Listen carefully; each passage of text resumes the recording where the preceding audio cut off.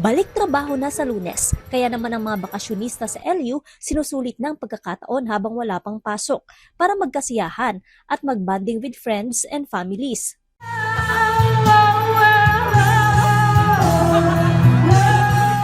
Punuan ng cottages sa mga baybayin sa Bawang La Union. Ang mga baybayin ang sinadya ng marami, gaya ng mag-anak ni Mary Rose mula Baguio City. Family time. We always value family time, and of course it's the only time na makasama yung mga estudyante, ng mga bata. Ayun po. And pinili po namin dito kasi doon sana. Hindi, joke. Doon sana, kaya lang fully booked. Late po kami kasi. Pero ang hinabol nyo yung beach. Beach resort. Ang mga baybayin din sa La Union ang perfect place to visit para kay Angel. After swimming sa beach, magpahangin at magmuni-muni ang kanilang madalas na gawin kasama ang kanyang pamilya. Dito po kasi kami laging pumupunta every occasions, may occasion, birthdays or holidays po. Usually. Tapos yun yung dito rin kasi yung pinakamalapit from Baguio. Iba ang view. Para maiba naman din yung ambience.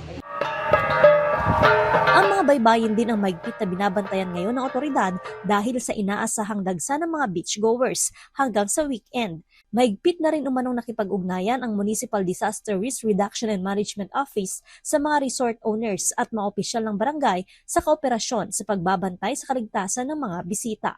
Dito lang po kayo sa gilid, ma'am, sir, kasi malalakas na yung alon, mag-high tide. Dito lang po tayo sa gilid po.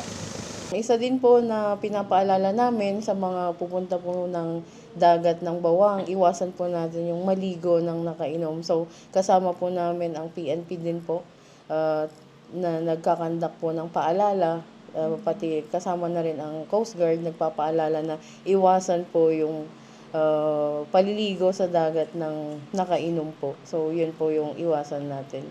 Yung may mga dalang bata. Yung may mga dalang bata naman po, always natin silang babantayan.